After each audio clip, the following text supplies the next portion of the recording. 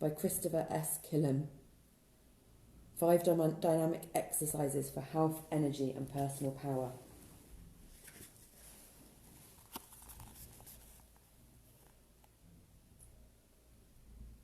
I have been profoundly influenced by the 5 Tibetans since discovering them in 1976. Now, with the opportunity to write this book, I am able to share what I know about the 5 Tibetans and to present other related yogic methods and concepts. My discovery of yoga seems nothing less than an act of grace. I do not think that I am clever enough to have planned the wonderful adventure that has been mine thanks to yoga and meditation. And I know for sure that I could not have conjured a series of yoga methods as simple and yet as powerful as the 5 Tibetans. The best way I know to express my gratitude and appreciation for yoga and all that it has done for me is to share it, thus this book. I hope you will find it enjoyable and stimulating. I hope it will pique your curiosity and make you want to try the methods described. I wish you great success, whoever you are. Blessings. About the 5 Tibetans, Chapter 1. First experiences with the 5 Tibetans. In 1976, I was invited to live and teach health classes at the Institute of Mental Physics, a spiritual retreat centre in Joshua Tree, California. Occupying a square mile of land in the high desert, the institute boasts views of both the San Giorgiano and the San Jacinto mountains, and is only a mile away from the entrance to Joshua Tree National Monument, a destination for rock climbers and adventure travellers worldwide. Joshua Tree is a place of stunning beauty, abundant nature, spectacular rock formations and spiritual power. It is a place where people go to revive and rejuvenate themselves, undertake vision quests and contemplate the grandeur of the natural world. It is a perfect neighbour for the Institute of Mental Physics. The Institute of Mental Physics was founded in the 1930s in Los Angeles by a geographer named Edwin Dingle, a man who, through an extraordinary act of fate, wound up living and studying with a High Lama in Tibet for 9 months in the 1920s. During his brief time under the tutelage of the Tibetan Lama, Dingle learned a series of Tibetan yoga breaths and exercises which would later become the heart of the mental physics curriculum of a spiritual practice. The methods he learned and subsequently taught in Los Angeles became very popular. Eventually, Dingle commissioned Frank Lloyd Wright to design and help build the Mental Physics Spiritual Retreat Centre. For decades to come, the Institute served as a mecca for spiritual adherents from all over the world. At the time that I moved to the Institute, there were far fewer students than in its heyday, and only a few residents occupied the centre's apartments. One of those, a woman named Rochelle, was a wonderfully vibrant character in her early 70s, with a history of experiences that compromised an impressive romp through a who's who of gurus, psychics, sages, adepts, seers, avatars, saints, and wannabe holy men and women. A perfect blend of curiosity, intelligence, positive attitude, and skepticism, and with an appetite for diverse experiences. Rochelle had tried every major and minor spiritual trip popular at that time, and knew all the secret mantras and supposed inner knowledge of most of them. Seeing that I was a devoted yoga practitioner, Rochelle gave me a copy of an interesting little book entitled The 5 Rites of Rejuvenation, authored by a man named Peter Calder and first published in 1939. The book recounted an engaging story about the discovery of 5 yoga exercises taught to Calder by a retired British Army officer who had learned the exercises from some Tibetan lamas in a monastery in the Himalayas. According to the book, the 5 rites of rejuvenation were reputed to strengthen the body, enhance energy, regenerate body and mind, and stem the ageing process. Having practiced yoga for 6 years, I was already familiar with a broad repertoire of methods, intrigued by Calder's account of their virtues. I began to include the 5 rites of rejuvenation in my daily yoga routine. I liked the way they had been discovered, the romance of how they had been introduced to a small number of Westerners by the man who had learned them in the Himalayas, and the illustrations of the methods themselves.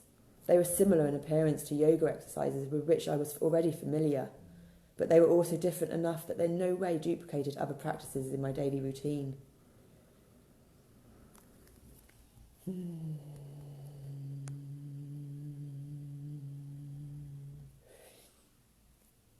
Of particular interest to me was that the 5 rites of rejuvenation were more similar to the Tibetan yoga methods taught at mental physics than to any other methods I had previously encountered.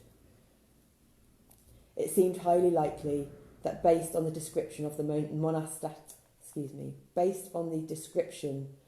monastic and natural environment from which the 5 rites of rejuvenation originated, they too were Tibetan in origin. I never liked the name 5 rites of rejuvenation. I always thought it sounded a little cornball from a comic book, a little too reminiscent of Charles Atlas and the era of the early 1900s.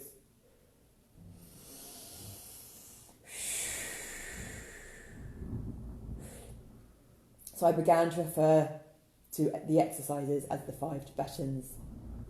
After practicing the 5 Tibetans for 2 years, I was convinced, at the very least, they were extraordinary. Despite the fact that they were represented only minutes in a daily yoga regime that was several hours long, I felt invigorated from practicing them. Whether they are in fact the fountain of youth, as rhapsodised in Peter Cowder's book, remains to be seen. I'll write a follow-up when I'm 80 and I'll let you know. At the very least, they do in fact greatly increase strength, energy and mental alertness. They open up the body-mind energy system and seem to balance energy in a way that I have not experienced with any other individual yoga method or set of yoga practices. In 1978, I started to teach the 5 Tibetans to students in all my yoga classes. Since that time, I have personally shared the 5 Tibetans with at least several hundred people, if not 1,000 or more. In 1985, I included the exercises listed as the Rejuvenation series and my book on yoga therapy and nutrition, entitled Take Charge of Your Health. The 5 Tibetans were also included in my latter book, Inner Power, Secrets from Tibet and the Orient. In this present volume, you'll find a comprehensive approach to a personal yoga practice using the 5 Tibetans as a foundation.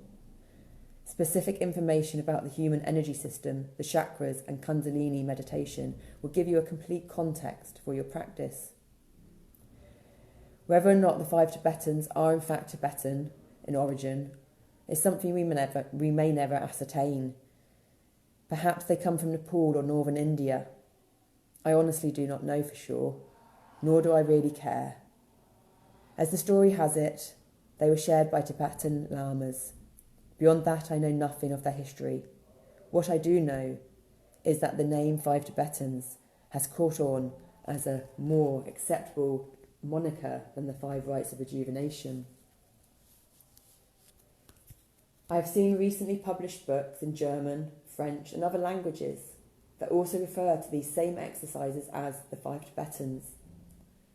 The name rolls off the tongue more easily than the 5 Kathmandus or the 5 Uttar Pradeshis, probably not pronounced correctly. Personally, I think these exercises are most likely Tibetan in origin. The issue at hand, though, is not the lineage of the 5 Tibetans. The point is that we have in these exercises a simple yoga routine that is of immense potential value for those who will clear 10 minutes from their day to practice. A modification. I must point out that as soon as I began to practice them, I modified the 5 Tibetans in one very important way. As described in Peter Cowder's book, the exercises included no specific breathing. I believe this to be either an error or a calculated omission. In my extensive study of yoga methods, I have never encountered any techniques involving movement that did not also involve regulated breathing. All the Indian, Tibetan and Chinese yoga practices I have ever learned accompany movement with breath. Breathing is an essential aspect of yoga practice. It occurred to me that the lack of information on breathing in Cowder's book may have resulted from a belief, commonly held by occultists and spiritualists in the early 1900s, that only partial truths should be imparted to the uninitiated. This attitude can be recognised in most of the theosophical writings of that period, as well as in the works of Alice Bailey and other spiritual and occult writers of that era. To an extent, this attitude still prevails.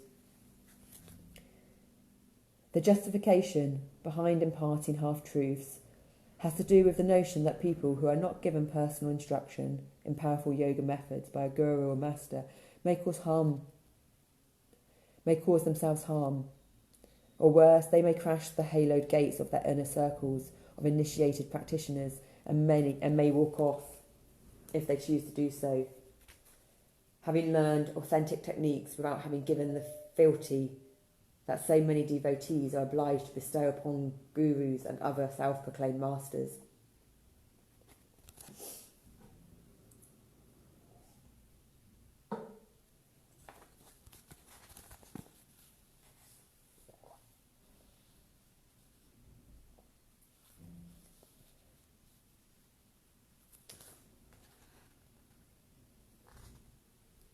Therefore, reasoning goes, give the general public enough information about yoga methods to impart an effect, but reserve some key essentials only for those willing to give life and soul to the guru.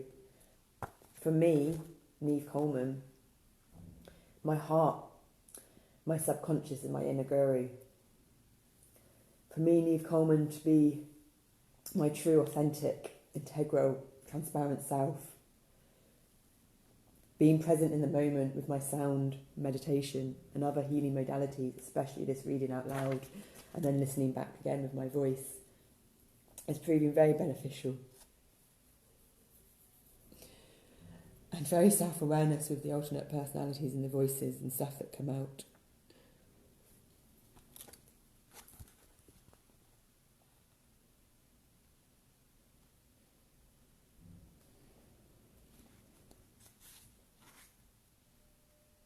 And I suppose one of the most important insights and realisations for myself is that I am my guru and I have my answers from inside.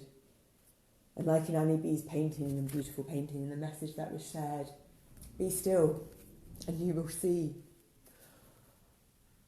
Honour my goddess inside and dance and be free. It's hard for my body to be still without subluxing or dislocating. But this is part of the healing journey. Because the body and the mind, the physical body, the emotional body, the sexual body, the mental body, the heart body, they're all different levels, different tiers, different vibrations. And it's not about looking at one part or one section at a time. It's about being in the moment and feeling from my heart and attempting to understand and know what it is that or bless these younger personalities that have helped us live our life and survive the pain and the traumas of our past. But we knew there was a moment coming. We felt it. I didn't quite expect it to transpire as it did. My internal model, deaf, blind and dumb, I realise now. Walking round, running round, chaotic in the dark, eyes wide open, but yet incapable of conscious or peripheral nervous system action, just complete reaction from the physical body and the psychosomatic memories and traumas and frequencies residing inside. There's no way round this pain or this fun, dark shadow dance of life. To be present, I must feel. and I must feel fully. And that is what I am doing. But with it, there is a lack of awareness. As we train these aspects of my psyche, the retarded, stunted parts of the brain that didn't have a chance to grow from lack of healthy parenting and a lack of a mum.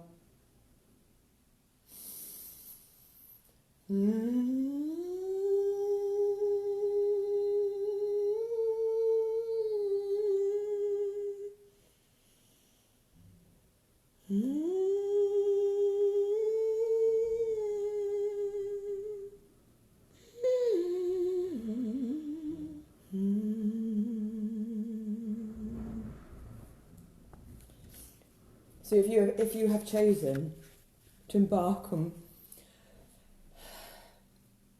this courageous journey, my courageous healing journey,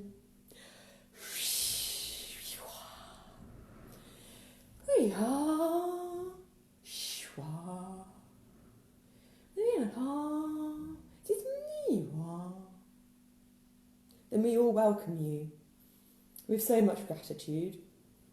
To be pedantic, 2 parts gratitude and 1 part love. Because from our repetition and our healings, reading out loud, constantly returning ourselves to ground and planet Earth, this body, whatever, Trevor, whatever.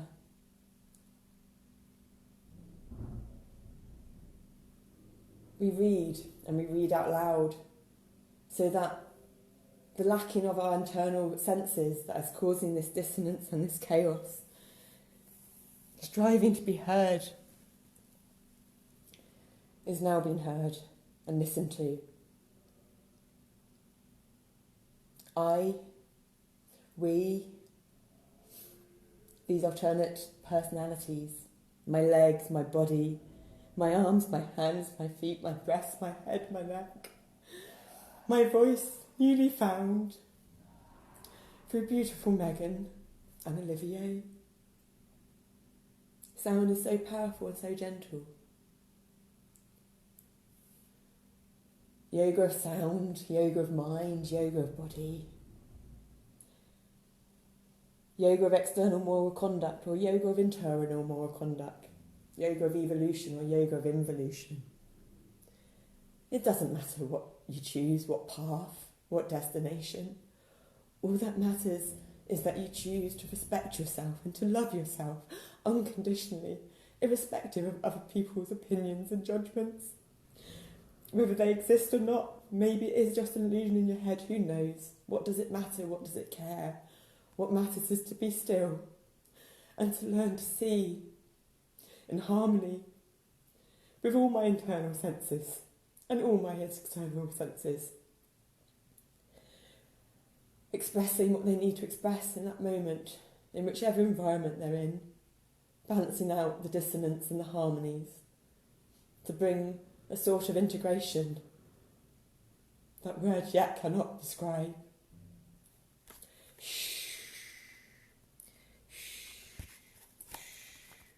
If you are listening to me, Neve, or us, know that we are safe and we are well and we are aware. And the best thing that you can do for me and us is to teach us healthy boundaries and needs by applying this to yourself so that we can learn and mirror them. So please just keep doing whatever it is you're doing. Know you are loved. Know you are safe. Trust your heart. Trust whatever needs to be trusted in that moment. Smile. And trust those forking fork, tuning forks. Forking fork, tuning forks. 2, 4, 6, 8. Who do we appreciate? 2, 4, 6, 8. Who do we appreciate? 2, 4, 6, 8. Who do we appreciate? We appreciate those tuning forks. We appreciate those tuning forks. Those forking fork, tuning forks. It's an attitude of gratitude. Attitude of gratitude. But make sure it's 2 parts. Attitude of gratitude, 1 part love. Otherwise we go into the adult state ego too much rather than the child state ego of empowerment and play. Back to book, back to book, back to book. Book to back, book to back, book to back. Thank you, thank you.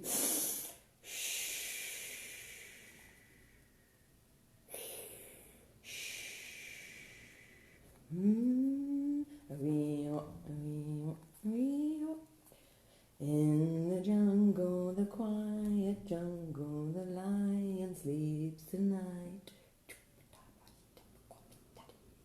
In the jungle, the quiet jungle, the lion sleeps tonight. Therefore, reasoning goes, give the general public enough information about yoga methods to impart an effect, but reserve some key essentials only for those willing to give life and soul to their guru, their own internal guru. Looking outwards for different perspectives. I personally find this notion misguided at best and reprobate nonsense at worst. I believe that if a method is valid and beneficial, it is the duty and obligation of any true teacher to pass full knowledge of that method on to those who are interested. Such knowledge should not be withheld or meted out like a weekly allowance to only those devotees who prove themselves. Furthermore, there is very little danger in imparting even the most potent yoga methods to anybody at all, because all methods must be practiced with consistency over time to have any profound or lasting effect. Even those people who are truly sincere find it difficult to sustain an ongoing yoga practice. Those who are insincere or who apprehend yoga methods in order to garner power to abuse almost always wind up disappointed and simply stop practicing. The greatest likelihood is that only those who are practicing for healthy reasons will continue. So there is a process of natural selection fundamental to the nature of yoga practice. Therefore, give people everything. Share all methods and without nothing. Those who practice steadily and carefully over time will reap great benefits. Those who don't practice will move on and find other things to occupy their time and interest. To make up for what was either error or deletion, I carefully added regulated breathing to the 5 Tibetans in order to maximise their full power. I am pleased to see that authors who have promoted these exercises in their own books have followed my lead, including breathing exactly as I have prescribed. Based on more than 20 years of yoga practice and teaching, I have every reason to believe that these exercises are far more beneficial with regulated breathing than without.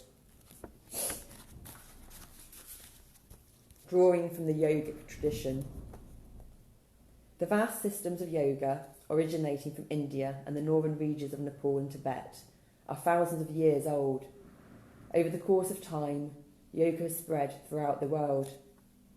Now you can find yoga classes virtually everywhere.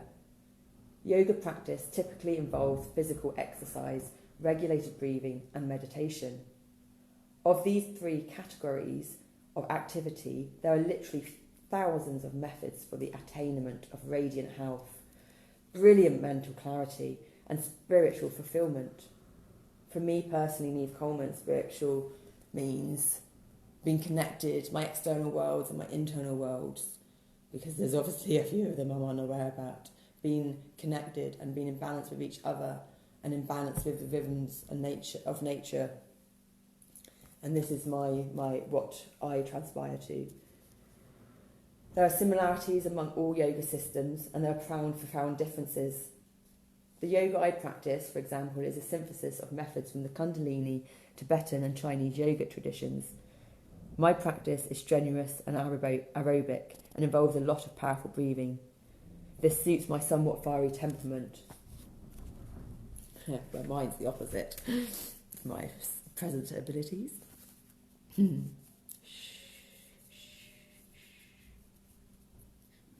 Traditional Hatha Yoga, by contrast, appeals to practitioners who are more interested in a gentle practice that enhances overall health and provides stress relief. All yoga systems have their virtues. Patience is a virtue. Yes, it is, my lovely. Well done, well learnt. Are you managing to become more patient and accommodate others' needs and better with your language. We do our best. I know. Thank you for that. I appreciate it. Back to book, please.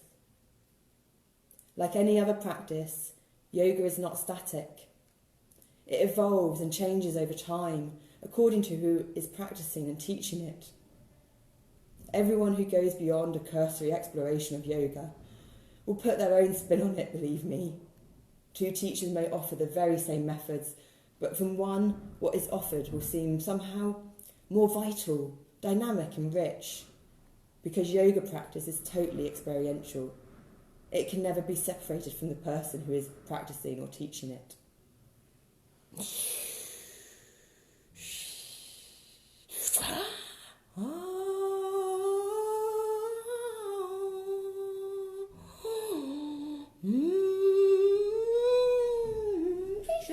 Change legs, back forth, change man, and breathe, hum, buzz,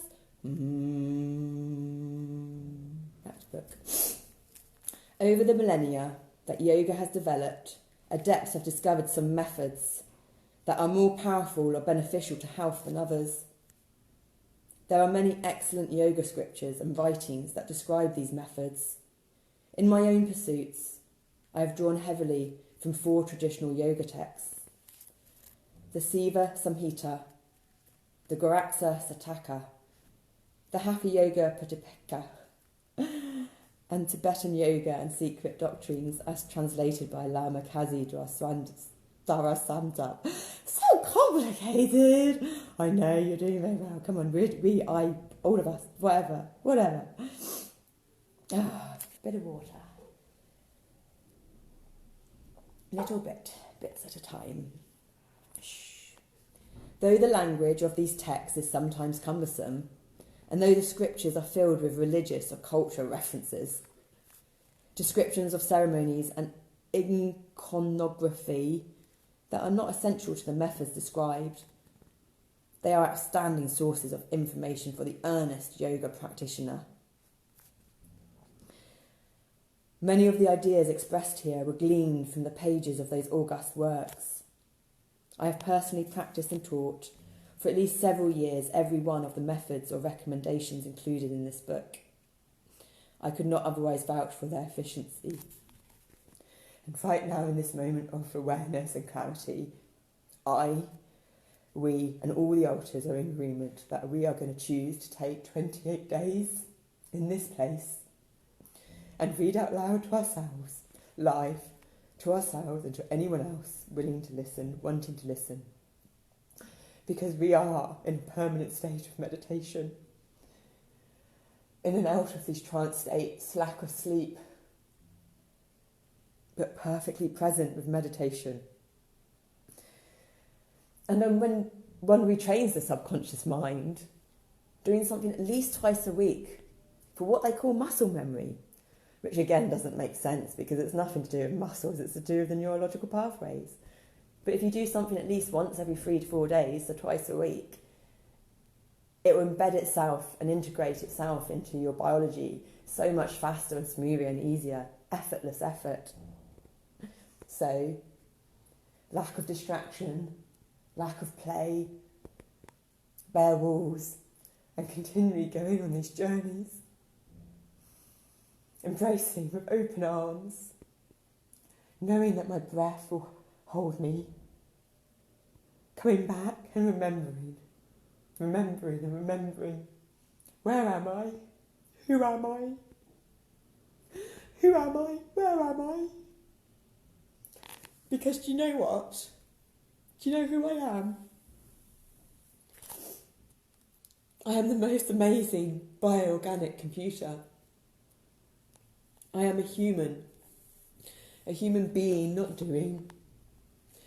And I and we, even though the we part, the part of the bodies, the cells, the part of the mind and the heart and the brain that got stunted, whichever trauma, physical, blah-de-blah, we are now choosing to grow, recharge, restore and develop, to develop our not my you, but now. To develop our body and heart and bring it in sync with our beautiful minds. Who knows what will happen in our involved world? But I know, me, Neve, this most amazing bioorganic computer, will once again be able to portray herself as a whole, as one.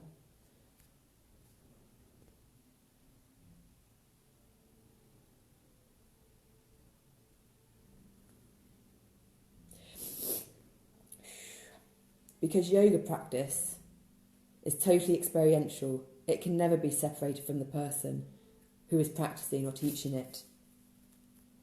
Over the millennia that yoga has developed, adepts have discovered some methods that are more powerful or beneficial to health than others.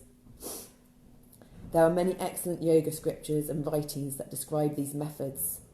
In my own pursuits, I have drawn heavily from 4 traditional yoga texts: the Siva Samhita, the Goraksa Sataka, the Hatha Yoga Pradipika, and Tibetan yoga and secret doctrines as translated up. Though the language of these texts is sometimes cumbersome, and though the scriptures are filled with religious or cultural references, descriptions of ceremonies and iconography that are not essential to the methods described, they are outstanding sources of information for the earnest yoga practitioner. Many of the ideas expressed here were gleaned from the pages of those august works. I have personally practiced and taught for at least several years every one of the methods or recommendations included in this book. I could not otherwise vouch for their efficacy. Yoga is not only strengthening and enlightening, it is also highly enjoyable. Yoga practice vivifies the senses and enhances your appreciation of all life. It fills you up if you let it. It can be fun and exhilarating. It can make foods taste better. It can make sex feel better. It makes breathing a richer pleasure. But believe me, this is from Neve, it will make you feel your pain. Because there's no way past the pain but feeling. But when we know we're in the present and we're trusted and we're loved and we're safe, unconditionally, yoga also boosts your sense of humour. And that's back to the book, by the way. Yoga also boosts your sense of humour. You can't diligently practice yoga, honing the clarity of your mind, and fail to be struck by the very humorous, albeit pathetic, predicament we're all in. We find ourselves chained to the wheel of karma. What Jack Kerouac calls the meat wheel, going round and round and round and round and round in our own private illusory worlds, struggling to glimpse reality and attain eternal peace. But believe me, my internal world, I'm deaf and blind and dumb. That's why they don't want to go back inside. We're growing, we're expanding. Back to back. Going round and round in our own private illusory world, struggling to glimpse reality and attain eternal peace. It's funny and maddeningly difficult, and sad too sometimes. It's also the only game in town, and no one gets out alive. Yoga helps you to rise to the challenge of living. It keeps you from being grounded down by circumstances. It puts fire into the body and the mind and belly and leads to being balanced and wise. It makes a lot of sense to practice. In this volume, you are given tools to strengthen your body, enhance your health, increase your energy, hone your concentration, and experience the profound power and peace of deep meditation. You don't have to endure ascetic austerities or the rugged Himalayan terrain to get at these teachings. They are accessible without restriction, the way all valid teachings should be.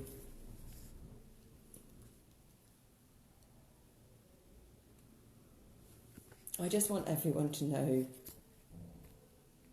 that even though these meditations bringing me and us into the present moment, I'm aware it is presenting an objective expression of chaos. And I apologise for this and those actions on one aspect, because I don't want to cause pain on anyone. I least of all want to cause pain on anyone. I know all too well what pain is like.